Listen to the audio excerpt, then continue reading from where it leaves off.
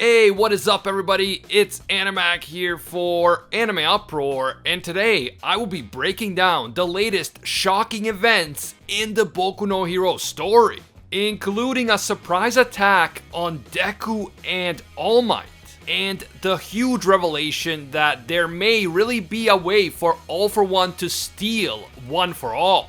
This was absolutely crazy, so let's get into it. If you enjoyed the Boku no Hero videos on this channel and you want us to keep it going, just leave a like and comment. It only takes a second, and it's a totally free way to support this channel. And of course, if you're new to the channel, or maybe you watch our videos but you haven't taken the time to subscribe yet, do me a quick favor and make this the video that you subscribe, and hit that notification bell to turn on all notifications. By the way, we just dropped a brand new video here on the channel that explains the backstories of every single student in Class 1A. Definitely check out that video after this one. It took a long time to make, link in the description. Finally, this video will of course contain Boku no Hero manga spoilers, so please proceed with caution, you have been warned. The latest installment of the story starts off with a bunch of minor villains going on a rampage inside a mall. Thankfully, Endeavor is on the scene, and he notices right away that the villains are using support items and other modifications that were created by Detnerat. I'm not even sure if that's how you pronounce it, but basically Detnerat is the support item company whose leader turned out to be Redestro himself. So this is yet another reminder that the Paranormal Liberation Army is still around. Yes, many of their leaders have been arrested, but we know that many others did not get arrested and managed to get away. So it's not really surprising that the Paranormal Liberation Army is still active in some capacity. It is highly likely that they are playing an active role in orchestrating all of this chaos across Japan. Endeavor then uses a cool long-range attack, tentatively called Ignited Arrow, to launch an arrow-shaped flame at one of the villains. The villain is taken down by the attack, and as he lies injured on the ground, he says that all of this was Endeavor's fault anyway. Endeavor then responds by saying, "That's why I'm here." And I actually thought that this brief little statement was quite symbolic. All Might was known for his famous "I am here" phrase, which reassured people that the symbol of peace would save them and make everything right.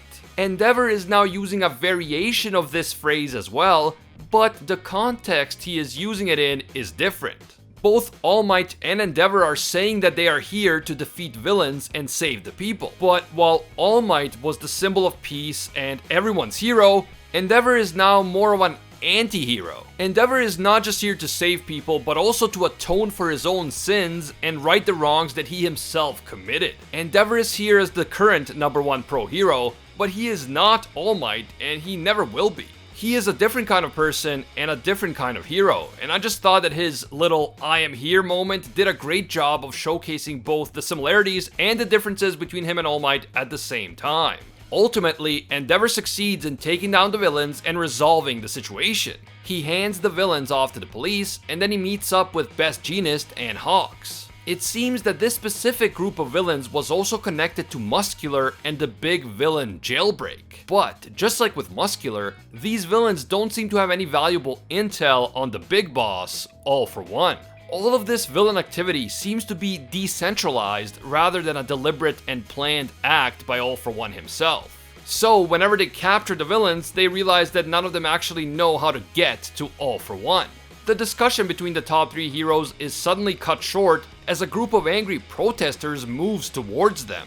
The outraged citizens, who seem to be armed with makeshift projectiles, tell the heroes to get out of their neighborhood. If these heroes had actually done their jobs and prevented the jailbreak, then Muscular and his gang would never have destroyed this entire neighborhood.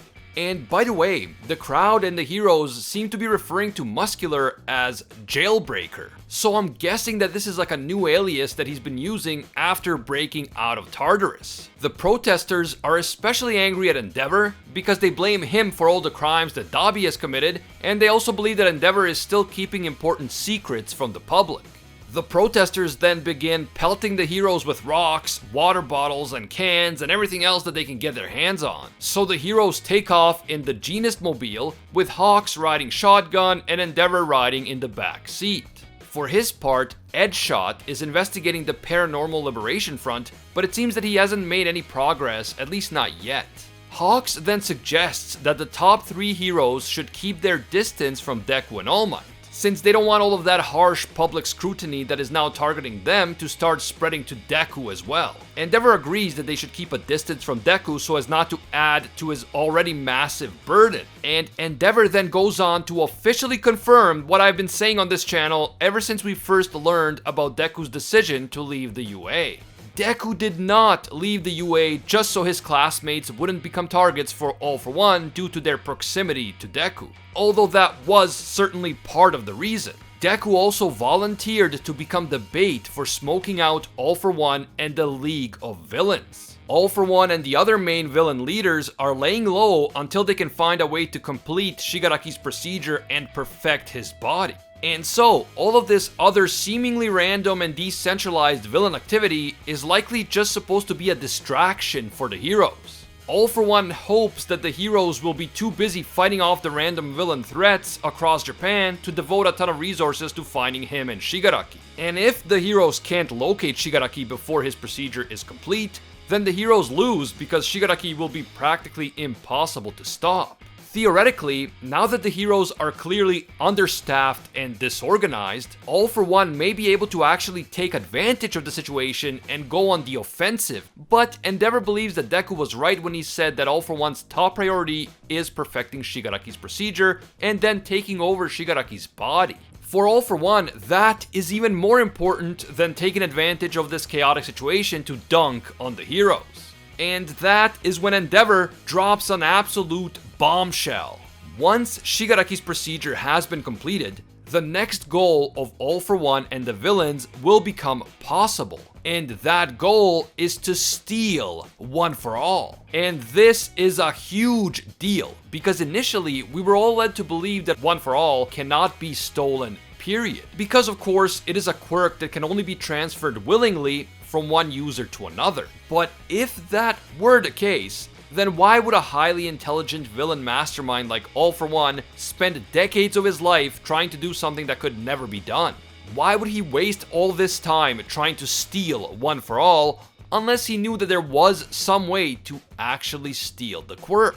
If there was literally no way to steal it, he wouldn't keep trying to do this for generations. Hawks then explains that according to Deku and All Might, Shigaraki's body will need to heal and become stronger before he can accept the power of All For One into his body, even if he was to steal it. So that is part of the reason why perfecting Shigaraki's body is All For One's top priority at the moment.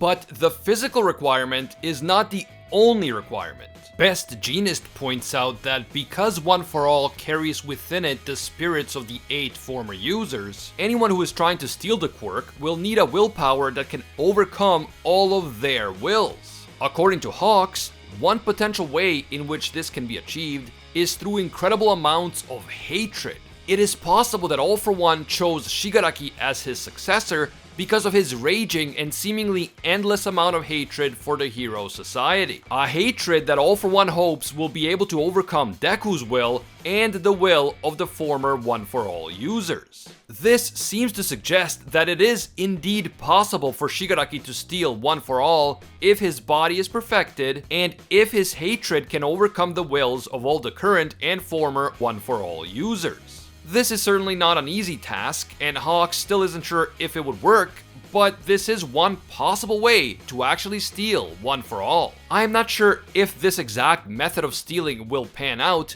but I am convinced that some possible way of stealing the quirk must exist. If it didn't, the highly intelligent and extremely experienced villain mastermind that is All For One would have given up on this pipe dream long ago. And let's be real, it's just more interesting plot-wise if there is a real possibility of Deku losing One For All. The stakes are much higher if that is the case. And if all of these crazy reveals weren't enough, we then witness another shocking event. First, Deku's GPS signal suddenly vanishes from everyone's radar. As All Might tries to figure out what's going on, someone throws an explosive device at his car. We then see a big explosion, and we have no idea whether All Might made it out of the explosion or not. Whoa, this came out of nowhere, and with how weak All Might is right now, this could prove to be very dangerous for him. I don't think that an explosion would kill such an important character off screen, but it could seriously injure him and take him out of commission in this crucial moment. We then learn that someone had shot off Deku's communicator as he tried to reach All Might. As Deku turns around, he sees that female villain from Tartarus prison. She has a quirk that allows her to grow a giant sniper rifle out of her elbow, and this sniper is now trained squarely on Deku.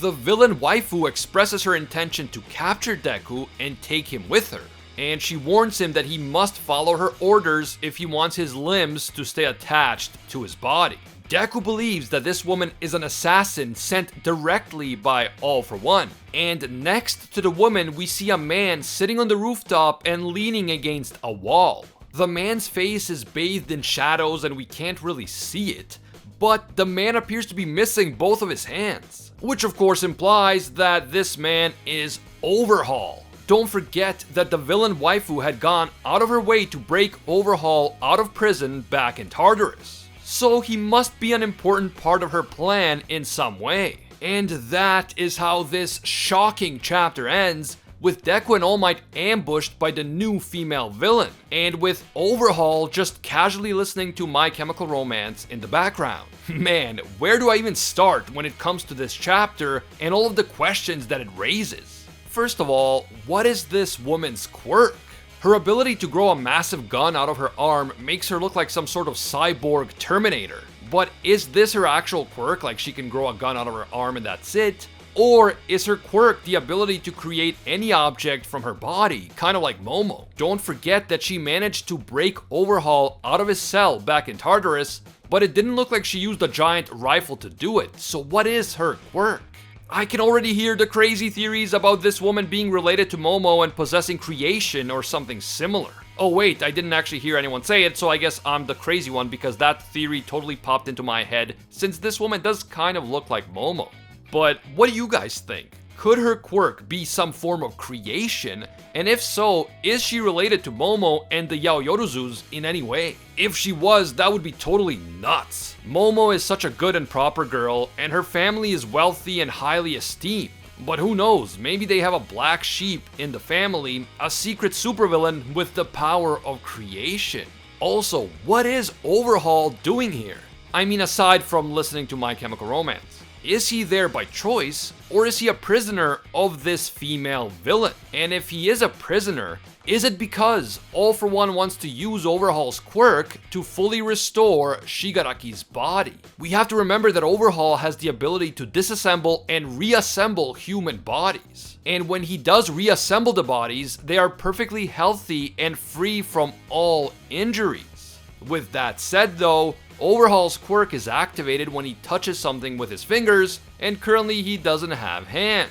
So does All For One plan on stealing Overhaul's quirk and then using it himself to heal Shigaraki? That sounds plausible to me, but let me know if you guys agree down below. Finally, do you think that Deku is about to be captured, or will he overpower the villains? I could totally see him using one of his newest quirks to win the fight. But then again, he wants to serve as bait to locate All For One. So I could also see him letting himself be captured and taken directly to All For One. I mean, maybe getting captured and taken to All For One was Deku's plan all along. But presumably he would have wanted the pro heroes to track his location so that they can show up and defeat All For One. Now with Deku's GPS trackers seemingly destroyed, this could prove to be a lot more difficult. Oh, and by the way, do you think All Might is okay? Please share your thoughts on this shocking chapter down in the comments below. If you enjoy our Boku no Hero videos and you want to see more content like this on the channel, please leave that like. It only takes a second, but it helps a lot. And if you are new to the channel, or maybe you watch our videos but you haven't subscribed yet, make this the video that you subscribe and hit that notification bell to turn on all notifications. You really have to go through the trouble of subscribing, hitting the bell, and then selecting that option that says all. If you don't do that, you're gonna miss a ton of our videos even if you are subscribed. It's just how YouTube works. Don't forget to check out our new Class 1A Backstories video, link in the description and in the pinned comment.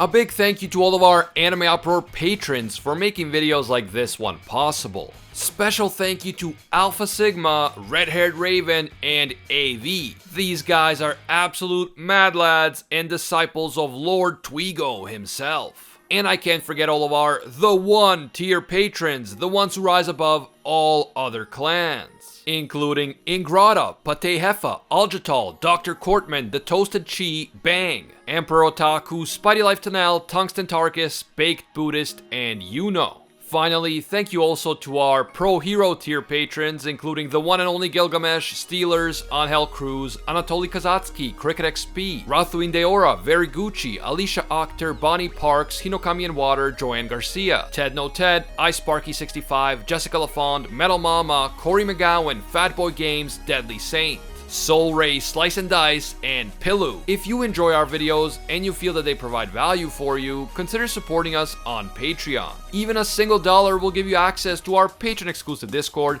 and your name will appear in our videos along with these legendary people. As always, thank you guys so much for watching, and until next time, see ya, Space Cowboys!